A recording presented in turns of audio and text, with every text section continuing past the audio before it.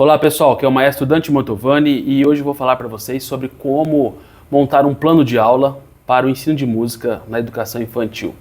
Ainda hoje pela manhã eu estava falando sobre isso com uma das minhas mentorandas. Ela vai assumir 5 turmas este ano numa escola católica, uma escola confessional, e eu estava explicando para ela como que ela deve montar esses planos de aula, e eu quero colocar para vocês aqui também, um público mais amplo, como que eu penso essa questão do plano de aula. E por que nós devemos fazer um plano de aula? O plano de aula é uma estrutura engessada, digamos assim, uma estrutura fixa, mas que ela serve para ser preenchida com musculaturas diversas. Por que eu falo musculaturas? Porque pensemos assim, o plano de aula é como se fosse um esqueleto daquilo que vai ser trabalhado, dos principais métodos, objetivos, conteúdos, né? E que vai fazer com que o aluno aprenda determinado conteúdo, né? Então, você precisa preencher esse esqueleto com essa musculatura que são exatamente os conteúdos, os métodos, os materiais e os objetivos. Mas a estrutura ela é fixa, tá? Como que é a estrutura de um plano de aula? Tem que ter o título da aula, o tema, naturalmente, você selecionar um tema, colocar ali os objetivos gerais, objetivos específicos, né? Depois os conteúdos e os métodos e também, claro, os materiais de apoio. E aí com isso você cria toda uma sequência lógica, linear, tá? Interconectada, porém sempre tendo um espaço para a criatividade. Por que eu digo isso? A aula é como se fosse um quadrado mágico, um cubo mágico. Ele tem aquela estrutura de quadrado, mas você pode virar ali, né, fazer aquelas múltiplas conexões com finalidade de colocar aquelas diferentes combinações de cores que tem no quadrado mágico, né?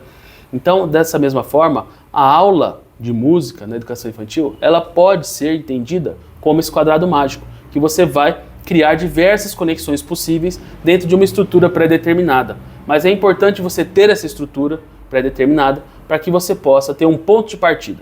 E aí, nesse ponto de partida, você vai usar todos os seus recursos, seus conhecimentos, seus conteúdos, a sua bagagem cultural, a sua experiência docente, para criar algo fantástico, inovador. Ou seja, você tem e você deve deixar espaço para inovação dentro da aula.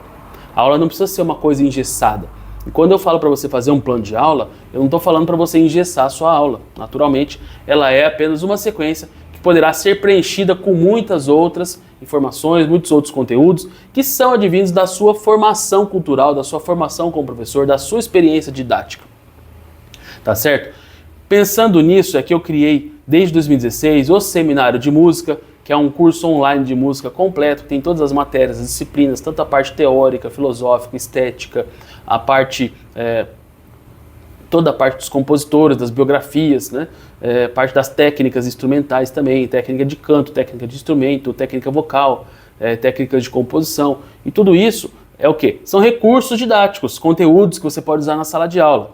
Além do Seminário de Música, eu tenho também a minha mentoria, Melodia Cerebral, que é justamente um acompanhamento, né, para aqueles pais, professores, diretores de escola que querem colocar em prática esses conhecimentos em planos de aula, em projetos pedagógicos de ensino.